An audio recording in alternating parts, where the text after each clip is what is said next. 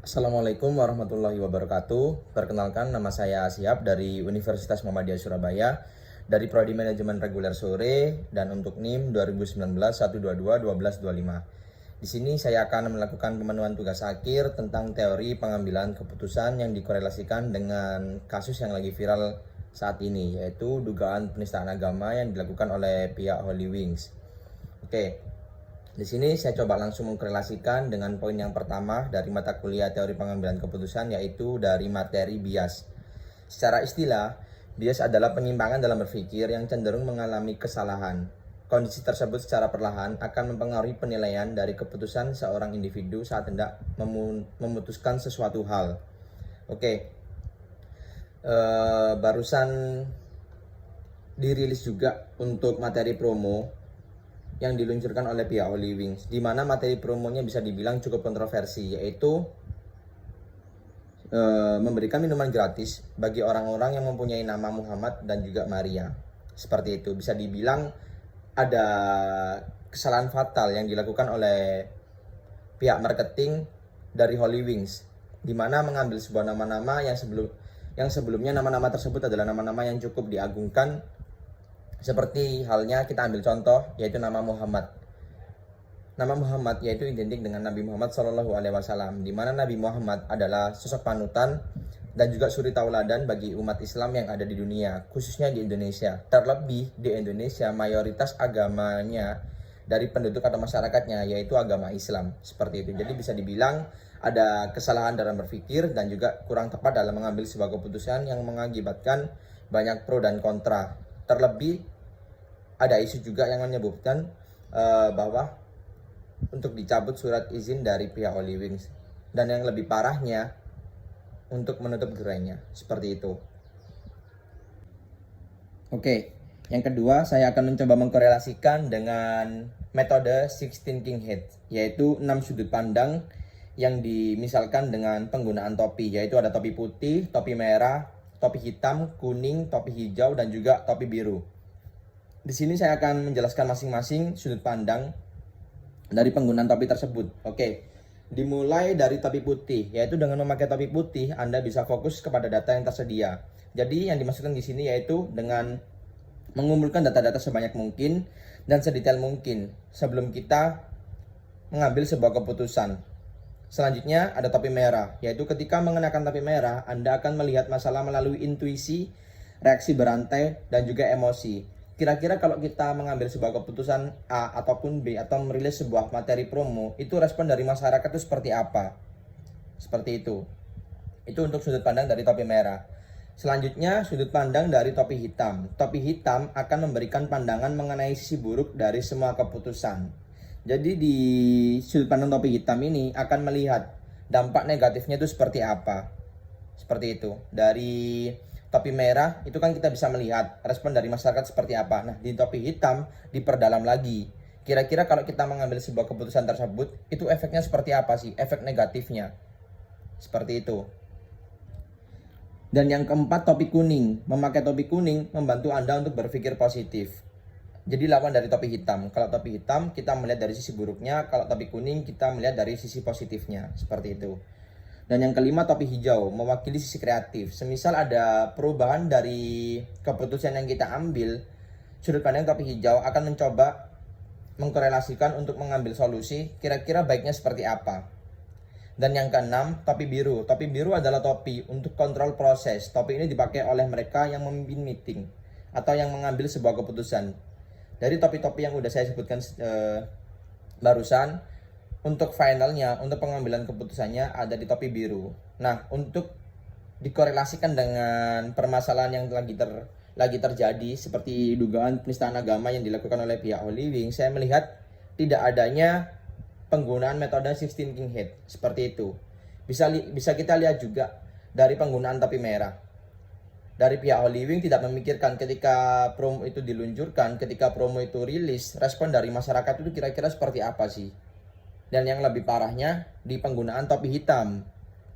Dari pihak Holy Wings juga tidak melihat sisi negatifnya seperti apa. Kira-kira dampak buruknya seperti apa sih kalau kita meluncurkan sebuah promo. Seperti itu. Ya bisa dibilang juga kurangnya informasi dari sudut pandang topi putih. Lanjut ke topi kuning, yaitu membantu kita untuk berpikir positif. Mungkin anggapan dari pihak Holy Wings itu untuk menaikkan omset atau fokus kepada target penjualan. Tapi di samping itu banyak sisi negatifnya. Ya, yang seperti dapat kita lihat sekarang, banyak pertentangan, banyak pro dan kontra, seperti itu. Selanjutnya di topi hijau, mungkin sebelum promo itu diluncurkan harusnya lebih dipikirkan matang-matang terlebih dahulu, atau kita ambil jalan atau ambil plan B lah, seperti mengganti materi promo atau menggunakan nama-nama yang lucu mungkin, tanpa harus menyangkut pautkan dengan nama Muhammad dan juga Maria. Lanjut di topi biru. Nah, di topi biru ini kurangnya pemimpin atau sebuah leadership dalam mengambil sebuah keputusan. Dari informasi yang didapat juga nggak terlalu detail, dari pandangan sisi negatifnya juga nggak terlalu dalam, makanya akibatnya mengakibatkan sebuah blunder yang dilakukan oleh pihak Holy Wings. Oke, di poin ketiga saya akan mencoba mengkorelasikan dengan Zone of Possible Agreement atau bisa disebut dengan ZOPA, adalah zona atau di mana terjadi kesepakatan antara penjual dan pembeli. Mungkin tujuan utama dari peluncuran atau rilis promo dari pihak Holy Wings yaitu untuk lebih memberi pelayanan terhadap customer-customernya, tapi dengan catatan banyak faktor sisi buruknya, yaitu dengan menyangkut sebuah nama-nama besar yang dimasukkan ke dalam media promo tersebut, sehingga menyebabkan sebuah pertentangan, bahkan banyak pertentangan. Terlebih dampak negatifnya sangat banyak, yaitu dengan surat izinnya yang akan dicopot dan juga penutupan gerai dari Holy Wings. Jadi kurangnya kesepakatan antara penjual dan pembeli, tidak difikirkan dari sisi negatif maupun sisi positifnya. Oke, lanjut ke Batna, adalah alternatif terbaik yang dapat dilakukan jika negosiasi mengalami kebuntuan. Balik lagi di permasalahan awal, yaitu dugaan penistaan agama yang dilakukan oleh pihak Holy Wings. Bisa kita lihat juga sebenarnya pihak Holy Wings sudah mengambil keputusan yang sangat fatal. Langkah utamanya yaitu apa? Dengan meminta maaf kepada publik dengan kelalaian yang terjadi dan juga mengakui tidak akan melakukan hal yang sama untuk kedua kalinya. Dan yang paling adil yaitu dengan dibawa ke jalur hukum dan semua itu akan diputuskan sesuai dengan hukum yang berlaku di Indonesia.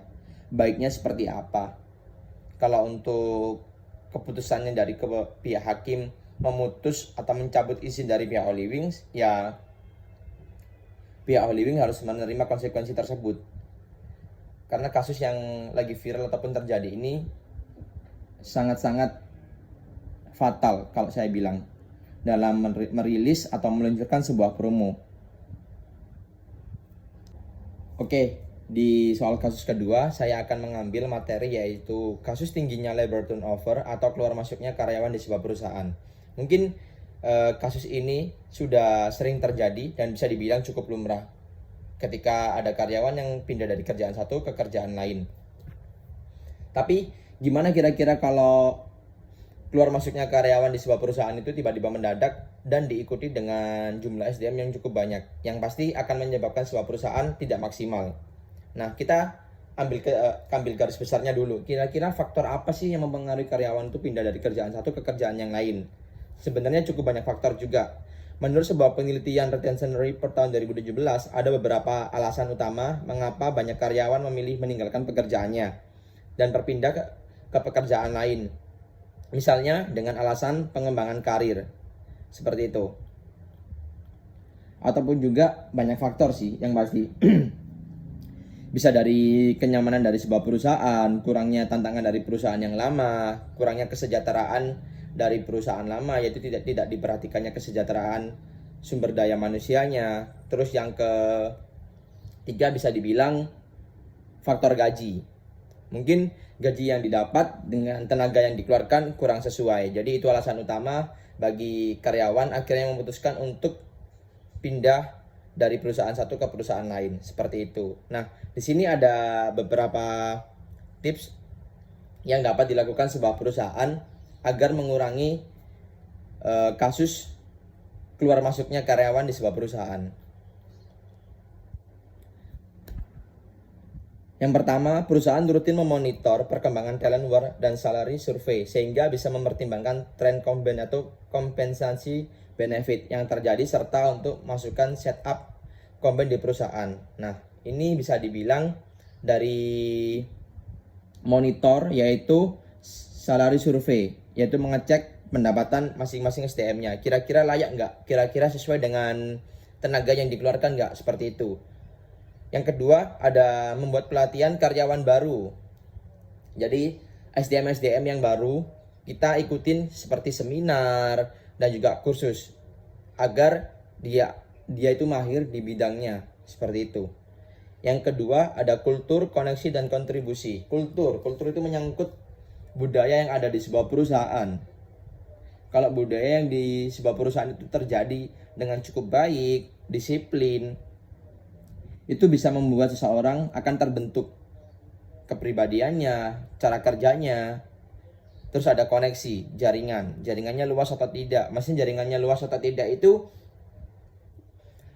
karyawan itu dapat berkomunikasi antara satu dengan yang lain, di bidang satu dengan bidang yang lain. Dan juga kontribusi, apa yang dapat diberikan karyawan terhadap sebuah perusahaan. Yang ketiga, memberikan kesempatan karyawan untuk mengembangkan karir. Jadi ada jenjang karir, tidak menutup sebuah kemungkinan karyawan dari posisi A ke posisi B. Seperti itu, dengan diiringi salary yang menarik atau gaji. Seperti itu. Jadi misal kita ambil contoh, ada salah satu seorang anak gudang mempunyai bidang editing. Nah, kita coba tawarkan mereka, daripada kita merekrut karyawan baru yang masih belum tahu kepribadiannya, kita ambil dari orang-orang yang sudah ada di sebuah perusahaan kita, yang kita udah tahu passionnya itu seperti apa. Kita coba mereka di posisi yang baru, yaitu di tim desain mungkin bisa, atau videographer mungkin, karena dia mahir di bidang editing.